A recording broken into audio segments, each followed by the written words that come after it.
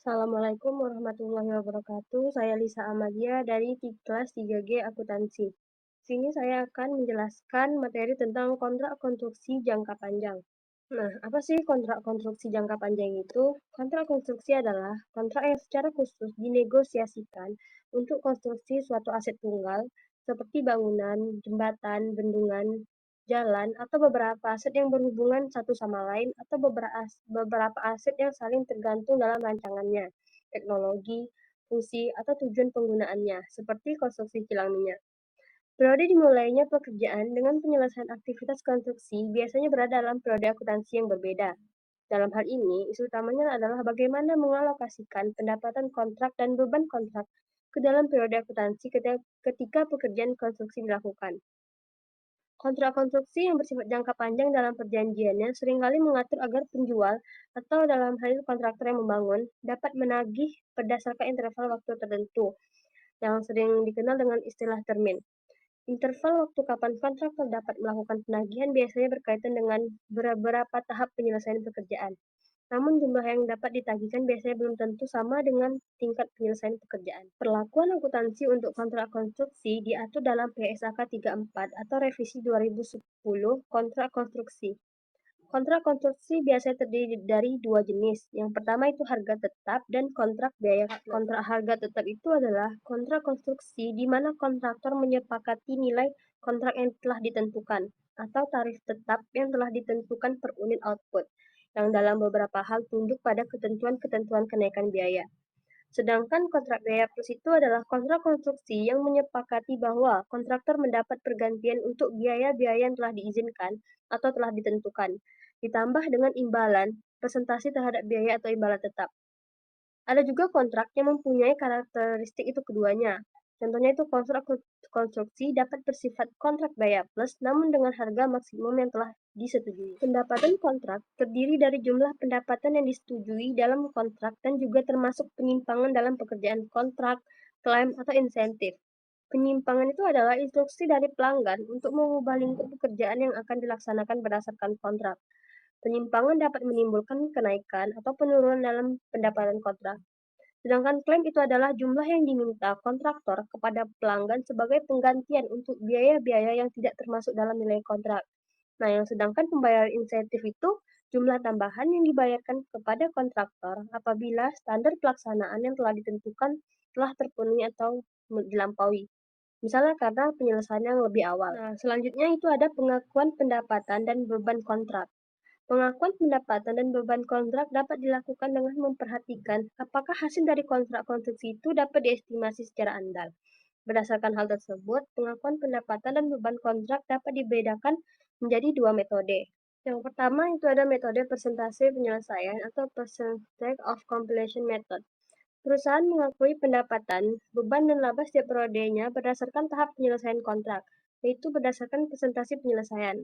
Dengan begitu, pendapatan, beban dan laba yang dilaporkan dapat diatribusikan menurut penyelesaian pekerjaan secara proporsional.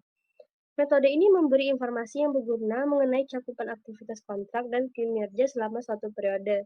Perusahaan mengakumulasi biaya konstruksi ditambah dengan laba yang diperoleh sampai akhir periode dalam satu akun, yaitu pekerjaan dalam proses, dan mengakumulasi penagihan termin dalam akun kontra, yaitu termin atau progress billing. Nah, yang kedua itu ada metode biaya terpulihkan atau cost recovery method. Dalam beberapa kondisi, ketika metode presentasi penyelesaian tidak dapat digunakan, maka menurut metode ini pendapatan hanya diakui sebesar biaya yang telah terjadi sepanjang biaya tersebut diperkirakan dapat terpulihkan. Ketika semua biaya telah diakui, maka laba baru dapat diakui. Perusahaan mengakumulasi biaya konstruksi dalam satu akun, yaitu pekerjaan dalam proses, dan mengakumulasi penagihan termin dalam akun kontra. Perusahaan harus menggunakan metode persentase penyelesaian ketika hasil kontrak konstruksi dapat diestimasi secara andal dan jika semua kondisi berikut terpenuhi. Yang pertama, ketika total pendapatan kontrak dapat diukur secara andal. Yang kedua, kemungkinan besar manfaat ekonomis yang berhubungan dengan kontrak tersebut akan mengalir ke perusahaan. Yang ketiga, biaya kontrak untuk menyelesaikan kontrak dan tahapan penyelesaian kontrak pada akhir periode pelaporan dapat diukur secara andal. Dan yang terakhir, biaya kontrak yang dapat diatribusi pada kontrak dapat diidentifikasi dengan jelas dan diukur secara andal, sehingga biaya kontrak aktual dapat dibandingkan dengan estimasi sebelumnya. Perusahaan menggunakan metode biaya terpulihkan hanya ketika perusahaan itu tidak dapat memenuhi kondisi yang diisyaratkan untuk menggunakan metode presentasi penyelesaian. Selanjutnya itu ada metode presentasi penyelesaian. Nah, cara perhitungan presentasi penyelesaiannya itu seperti yang telah kita ketahui pada bagian sebelumnya, bahwa menurut PSAK 23 Revisi 2010 pendapatan, tingkat penyelesaian transaksi dapat ditentukan dengan berbagai cara. Perusahaan menggunakan dasar yang andal dalam mengukur pekerjaan yang dilakukan. Tergantung dari sifat kontraknya, dasar yang dapat digunakan yaitu yang pertama, proporsi biaya kontrak yang terjadi dibandingkan estimasi total biaya kontrak. Yang kedua, hasil survei pekerjaan yang telah dilakukan. Dan yang ketiga, penyelesaian berdasarkan proporsi fisik dari pekerjaan kontrak. Progres pembayaran dan uang muka yang diterima dari pelanggan umumnya itu tidak dapat mencerminkan progres pekerjaan yang telah dilaksanakan. Salah satu dasar penentuan yang paling populer untuk digunakan yaitu berdasarkan proporsi biaya yang timbul atau cost to cost basis. Caranya adalah presentasi penyelesaian pekerjaan kontrak dihitung berdasarkan rasio antara akumulasi biaya yang terjadi dengan total estimasi biaya terakhir untuk penyelesaian kontrak.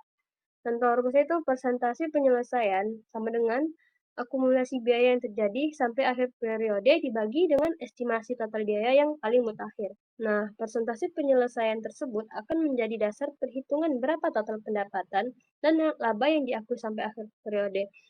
Nah, rumusnya itu seperti akumulasi pendapatan atau laba yang diakui sampai akhir periode sama dengan presentasi penyelesaian dikali estimasi total pendapatan. Selanjutnya itu ada pengukuran pendapatan. Untuk menghitung berapa pendapatan dan laba yang diakui setiap periode, maka perusahaan dapat mengurangkannya dengan total pendapatan atau laba yang sudah diakui sampai periode sebelumnya. Seperti formula berikut ini, pendapatan periode berjalan atau laba itu sama dengan akumulasi pendapatan yang diakui sampai akhir periode dikurang estimasi total pendapatan yang sudah diakui sampai periode sebelumnya. Nah, ini adalah contoh untuk metode presentasi penyelesaian dengan perhitungan cost to cost basis. Nah, PT Buana Karya merupakan kontraktor yang berspesialisasi dalam pembangunan jalan. Saat ini mempunyai kontrak untuk membangun jalan senilai 18 miliar. Estimasi biaya kontraknya itu 16 miliar. Periode pekerjaan akan memakan waktu selama 3 tahun. Pada akhir tahun kedua, estimasi biaya kontraknya itu meningkat dari 16 miliar jadi total 16 miliar 200 juta ribu. Nah, seperti yang bisa kita lihat, ini ada tabel datanya. Pada tahun pertama itu biaya kontrak tadi pada tahun itu 4 juta, tahun kedua 11 juta 664 ribu, tahun ketiga itu 19 juta 200 ribu, dan begitu seterusnya. Perhitungan tahap penyelesaian pekerjaan konstruksi menggunakan proporsi biaya terhadap total estimasi biaya paling mutakhir. Ini contohnya nih, harga kontrak pada tahun pertama itu 18 juta, tahun keduanya 18 juta, tahun ketiganya juga, baru dikurangi estimasi biayanya, itu ada biaya kontrak yang terjadi, biaya kontrak untuk menyelesaikan, estimasi total biaya kontrak. Nah, itu baru kita nanti mendapatkan estimasi laba kotornya sebesar pada tahun pertama itu 2 juta, tahun keduanya itu 1.800.000, tahun ketiga 1.800.000. Dengan persentase penyelesaian 25% pada tahun pertama, tahun kedua itu 72%, tahun ketiga 100%. Nah, seperti tabel yang itu, bahwa persentase penyelesaian dihitung berdasarkan proporsi biaya yang terjadi dibandingkan total estimasi biaya kontrak yang paling mutakhir. Nah, kan tadi pada tahun pertama kan 25%. Persentase penyelesaian diperoleh dari perhitungan biaya yang terjadi itu dari 4 miliar dibagi estimasi total biaya kontrak sebesar 16 miliar. Contoh selanjutnya ini itu perusahaan menggunakan basis proporsi biaya dalam mengukur presentasi penyelesaian pekerjaan yang digunakan untuk menentukan jumlah pendapatan dan laba yang diakui. Nah, tahun pertamanya ini akumulasinya. Pendapatannya itu 18 miliar dikali 25% mendapatkan hasil 4.500.000. Dan bebannya 4 juta, nah itu mau dikurangin, kita mendapatkan laba kotornya sebesar 500.000. Pada tahun kedua juga 18 miliar itu dikali 72%, mendapatkan hasil 12.960 dengan bebannya 11.664.000.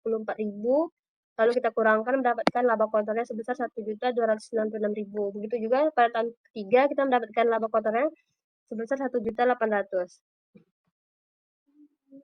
Selanjutnya itu penyajian pada laporan keuangan. Perusahaan menyajikan pada laporan posisi keuangan yaitu yang pertama, jumlah tagihan bruto kepada pelanggan disajikan sebagai aset.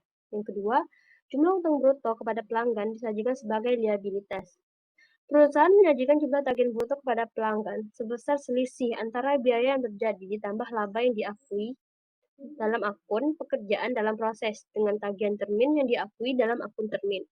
Untuk semua pekerjaan dalam proses, di mana akun pekerjaan dalam proses melebihi termin dalam periode berjalan, maka perusahaan menyajikan jumlah tagihan bruto kepada pelanggan sebesar selisih antara biaya yang terjadi ditambah laba yang diakui.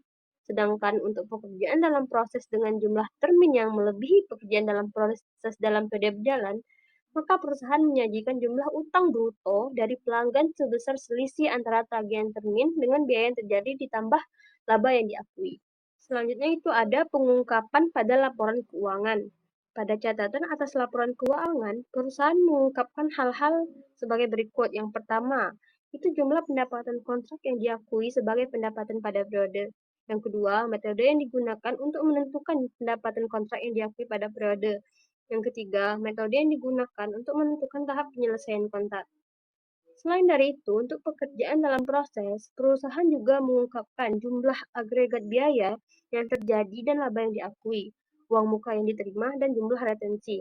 Retensi itu adalah jumlah termin yang tidak dibayar hingga pemenuhan kondisi yang ditentukan dalam kontrak untuk pembayaran jumlah tersebut atau hingga telah diperbaiki. Selanjutnya itu ada pengakuan taksiran rugi.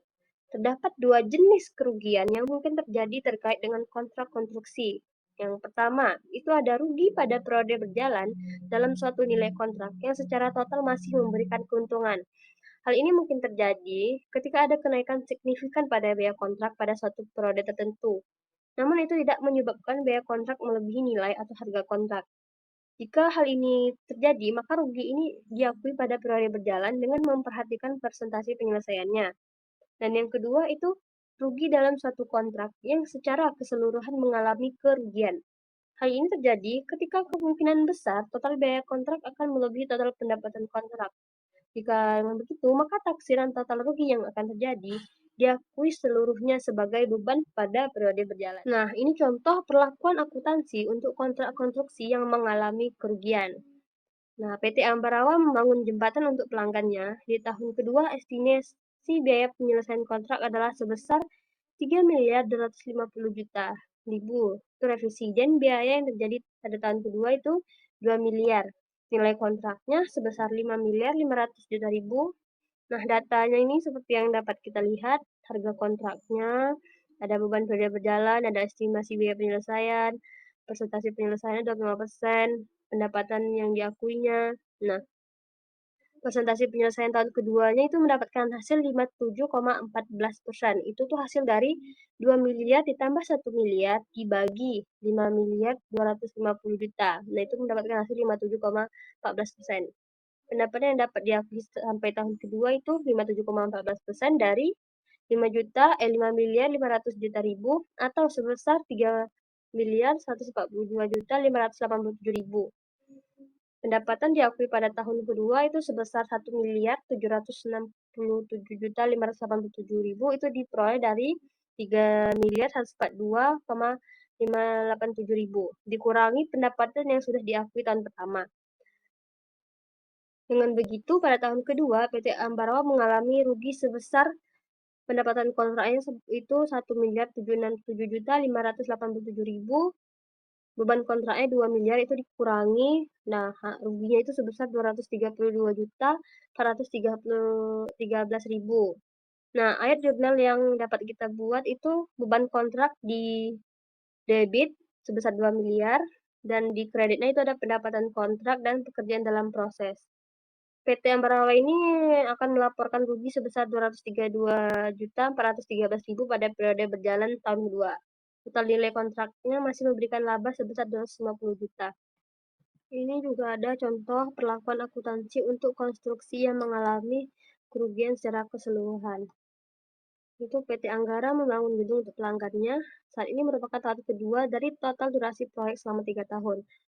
Manajemen PT Anggara telah menilai bahwa kontrak ini menguntungkan dan telah mengakui laba di tahun pertama sebesar 20 juta berdasarkan metode presentasi penyelesaian. Pada tahun kedua ini, manajemen PT Anggara memperkirakan kontrak ini akan merugi secara total sebesar 30 juta. Nah, seperti yang dapat kita lihat ini adalah, datanya. Nah, total rugi dari kontrak ini sebesar 30 juta itu harus diakui semua pada periode berjalan tahun kedua. Laba yang diakui pada tahun pertama harus dibalik dan rugi kontrak total sebesar 30 juta itu harus diakui semula pada tahun kedua. Dengan demikian manajemen akan mengakui rugi sebesar 50 juta di tahun kedua, yang 30 juta rugi kontrak keseluruhan dan membalik 20 juta laba tahun pertama. Rugi ini merupakan hasil revisi dari estimasi biaya penyelesaian kontrak. Oleh karena itu diakui sebagai beban periode berjalan, bukan sebagai jurnal penyelesaian periode lalu. Perubahan estimasi biaya kontrak yang kemudian mengakibatkan kerugian dari nilai kontrak diperlakukan sebagai perubahan estimasi akuntansi. Nah, kita mengacu pada PSAK 25, Kebijakan Akuntansi, Perubahan Estimasi Akuntansi dan Kesalahan. Perubahan estimasi ini diakui pada periode berjalan ketika perubahan tersebut terjadi dan periode selanjutnya. Nah, selanjutnya itu ada metode biaya terpulihkan. Jika kondisi ini untuk menggunakan metode penyelesaian tidak terpenuhi, maka perusahaan menggunakan metode biaya terpulihkan dalam mengakui pendapatan dan beban kontraknya. Nah, yang terakhir itu ada analisis laporan keuangan. Rasio keuangan yang biasa digunakan untuk menganalisis penjualan adalah Return on Sales atau ROS. Biasa dikenal juga dengan istilah Operating Profit Margin. Rasio ini mengevaluasi efisiensi operasional perusahaan yang menunjukkan berapa laba yang dihasilkan dari tiap rupiah penjualan. Rumus yang dapat kita gunakan itu ada Operating Profit Margin sama dengan laba sebelum pajak dan bunga dibagi dengan penjualan. Baik, itu saja yang dapat saya sampaikan. Apabila dari penjelasan yang saya jelaskan itu ada kekurangan ataupun kesalahan, mohon dimaafkan. Wassalamualaikum warahmatullahi wabarakatuh.